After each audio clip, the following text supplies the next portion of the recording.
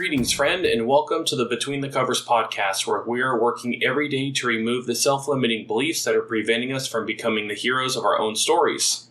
I am Marcus Spar, and before we get started here, I do just want to say, please forgive any noise in the background. Odin is in the room with me for this recording. He is an aggressive chewer, and he's got one of his more durable chews behind him, and apparently now is the time when he wants to start chewing on something. Today, I want to talk about something that is a very real and personal and recent experience. I went on a retreat with some other coaches, and we were doing some psychodrama work. And this was the second time that I've ever done this kind of work. I brought a very real story, something that I've been wrestling with for a while now. There were 6 other men in this Airbnb, and we were all going deep into our stories, into some of the negative beliefs that we were holding on to, and all of these men were incredible. They did an amazing job with holding space, showing compassion, and helping to ask really challenging and thought-provoking questions as we were just sharing about something that has become so normal for us that it's one of those things that we often need an outside perspective in order to help us unravel what is not normal and unhealthy. I try very hard not to use the term normal because, let's face it, normal is often described as what is acceptable from people who are privileged, who are cisgendered, white people in authority. Yet one of the things that I often talk with my clients about is their experiences are not normal. Something that fits in this so well has to do with this weekend retreat. Again, this was the second time I've done psychodrama work. And this was also the first time where I was given the opportunity to facilitate someone else's process. Now, one thing to be clear is when we were doing this kind of work, whoever was working through their process, they were the one who was in charge. The person who was facilitating would ask questions, would help to guide if the person in process was really struggling with what to do with this story or the feelings that they were experiencing. And that was the position that I was in. Before we go too deep in the story, I do want to shout out the individuals who helped me with my process in the psychodrama. Drew, Chris, Rich, Juan, James, and Roy. You guys were all incredible, and I just can't thank you enough for helping me work through that story. It finally came time for me to facilitate the process for one of the other men, and I was going into it unsure whether I could be a good facilitator, though my mentor definitely trusted me to help with the facilitation. This man going through his process, it was incredible. There was so much breakthrough that happened as he was going through the psychodrama. And it didn't go perfectly. And that's kind of the crux of this story, is it didn't go perfectly. There is a part of me that expects that I will be able to do everything perfectly the first time I ever do it. It is not a good part inside of me. In fact, it's something that creates a lot of trouble and a lot of heartache and frustration and headaches for me, because I always think I'm going to do better than I actually do. And because I fall short of the expectations, therefore I did something wrong. So this process did not go as perfect as I had hoped that it would have. And I was honest with two of my mentors at this retreat that I was really struggling with some of the negative thoughts coming up within me that I had failed. That's the nefarious dynamic of individuals who struggle with a part that expects us to do things perfectly. If you fall even just slightly less than that perfection, then you have failed. There's no grade, there's no gray scale. It's either you do it perfectly or you fail. And that's what I was dealing with.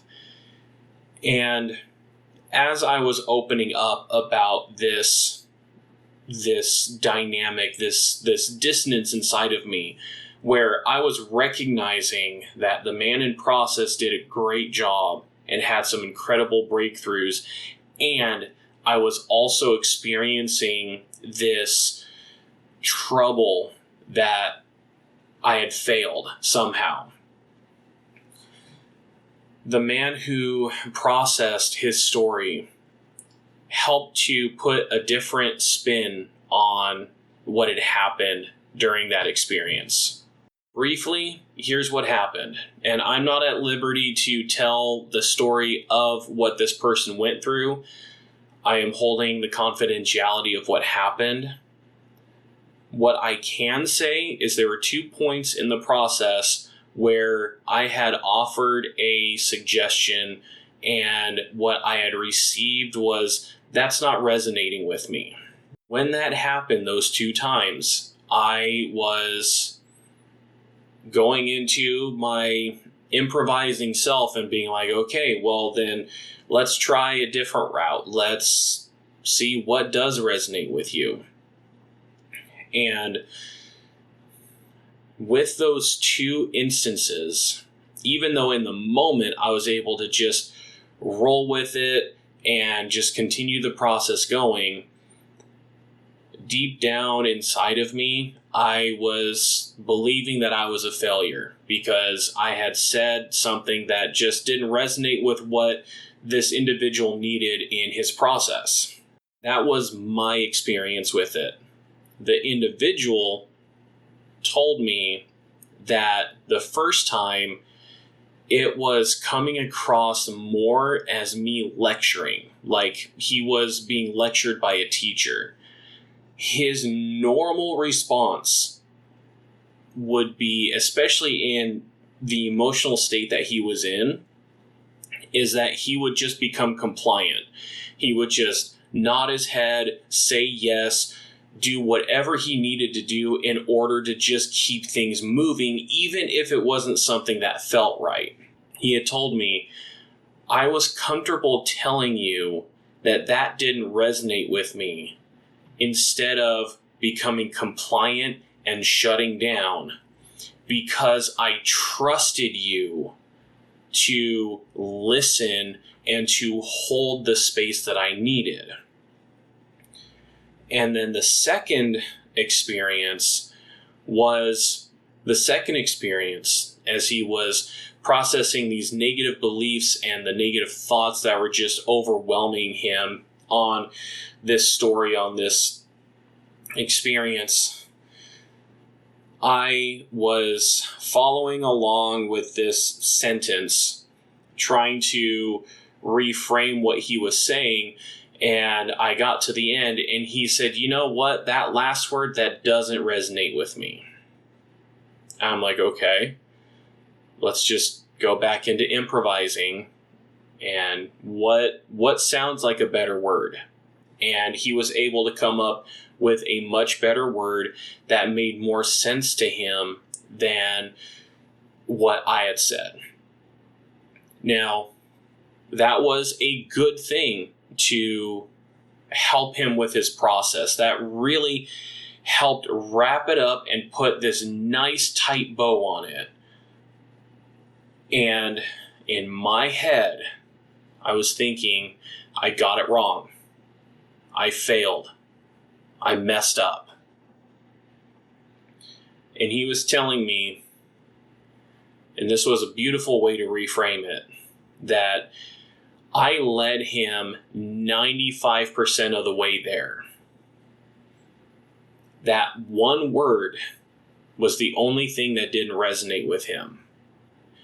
And he wouldn't have been able to make the conclusion that he did if I didn't bring him that 95% of the way and then he made that final 5%.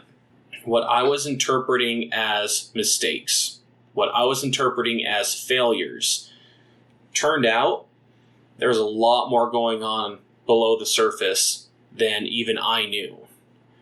Because what I had experienced as failures was in fact an individual trusting me and finding the answer that he needed in order to help reframe this experience. That's what I needed to hear in that moment. I really needed to hear that he appreciated, well, no, he was appreciative of my work. He let me know that he appreciated the work that I had done.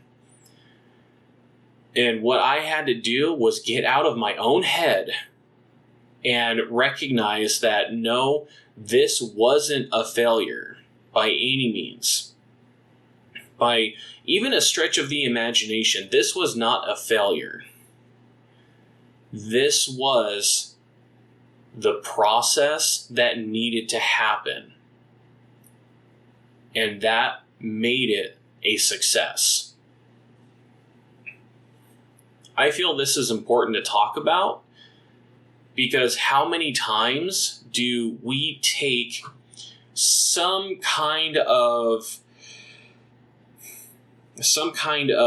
error or mistake, lapse of judgment, when something just doesn't go right according to our own expectations? When that happens, how often do we just associate that with, well, I totally messed up. I should have done better. And then we start shoulding all over ourselves. I should have done better. I should have known better. I should be better at this.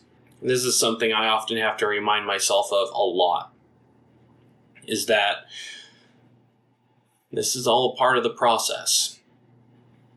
It is necessary for us to learn from these mistakes instead of just shutting down and believing that we're not good enough.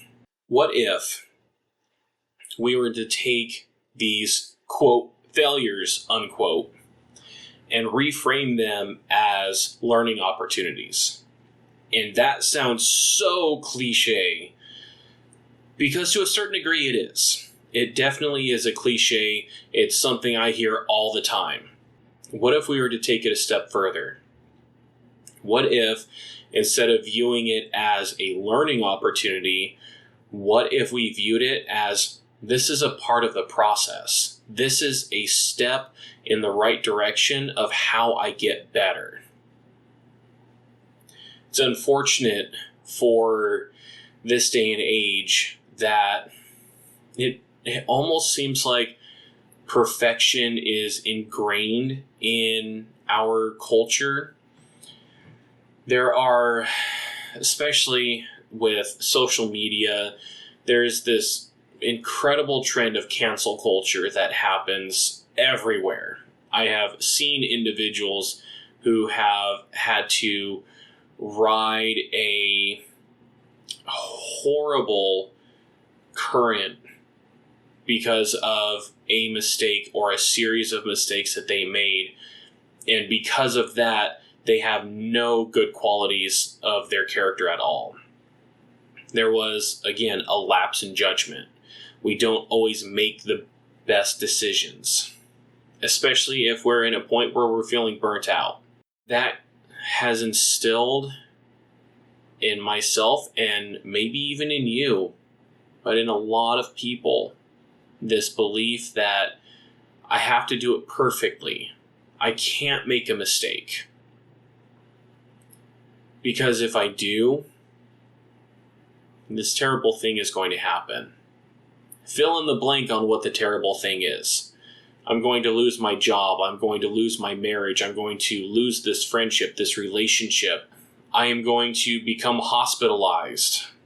I will lose out on this investment. I am going to be in the poorhouse. Whatever, just fill in the blank on what you believe is going to happen if you don't do things perfectly. And that isn't to say that there won't be some consequences for making some of these mistakes. Yet at the same time, very rarely does it ever turn out as bad as we expect. I was talking with my advisor for my business one time, and he was sharing with me about how he had lost, I think, more than one business. And that's not ideal. That's not something that we want to go through. And yet he was still able to bounce back. He and his wife were able to get different jobs. They were able to put in the effort to become stable again. And I also want to recognize again that this is coming from someone who is a white middle-class man sharing this story. There are individuals where the system just is not working for them. It's actually working against them. And that's heartbreaking. I wish that wasn't the case. And I also know people who have been downtrodden, who the system has worked against them instead of for them. And they have been able to get out of whatever was the most dire situation that they were in at that time. This is something I need to remind myself of. I am more capable than I give myself credit for. I remind my clients of this quite often. What if we were able to take a look at our failures again, quote unquote failures, and what if that's exactly what needed to happen? What if what we are defining as failures are actually helping someone else get where they need to be? In the example of my story, what if the failures that you are working through, what if that is helping you to develop perseverance and determination? What if this is just a part of the process? I can complain. I can get in my own head. I can mix things up into such a concoction of self-doubt and disbelief that I will paralyze myself and make it impossible for me to see the silver lining in whatever the situation happens to be. I could have done that in this situation. I could have just looked at it as, well, I messed up and this just must be something that I'm not good at, so I'm not going to pursue it anymore. I guess my mentor just put his faith in the wrong person. And what if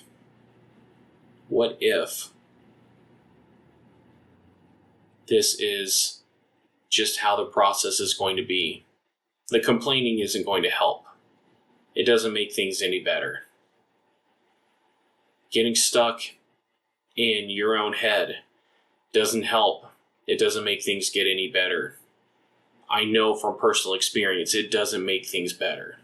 In fact, we can get into a cycle of rumination where we just replay the scenario over and over and over again, trying to figure out if there could have been a better outcome, and what if what happened was the absolute best outcome?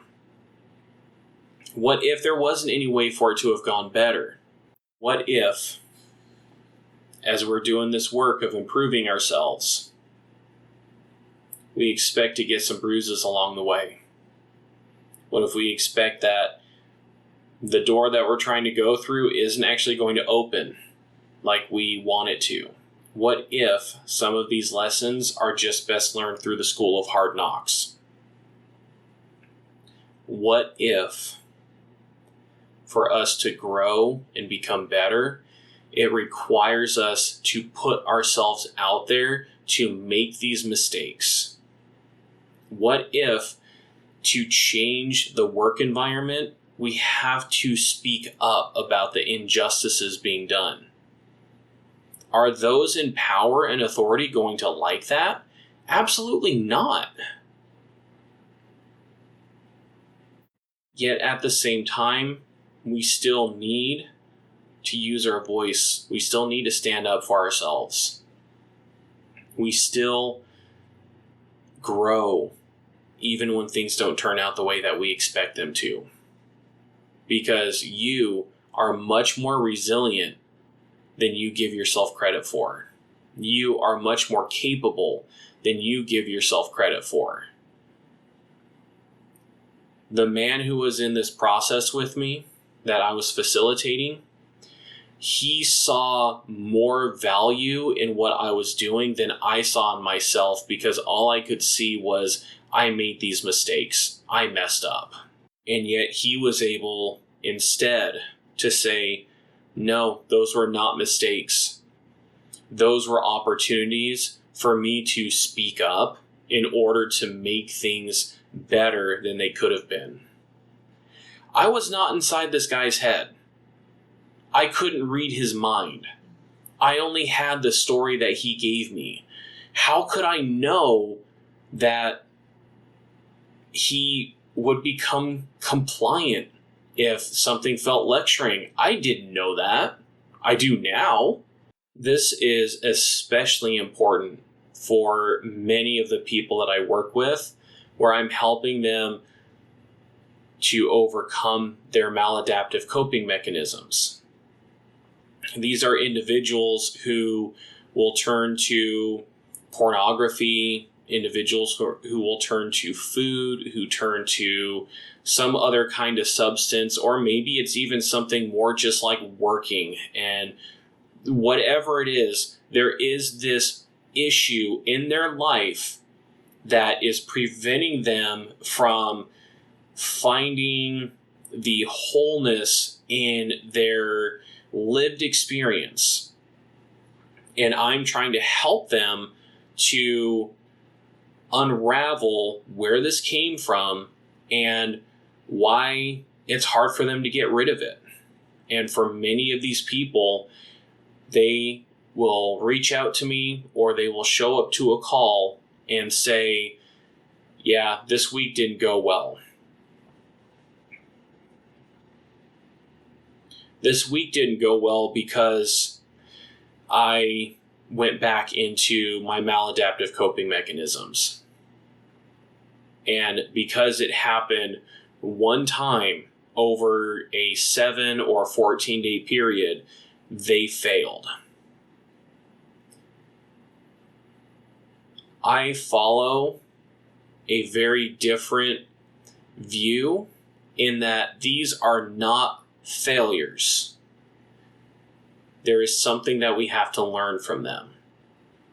So what if we were to instead look at these experiences as opportunities for us to grow? Because there's still something that we're missing. There is something that's not adding up. There is something that is still not being addressed.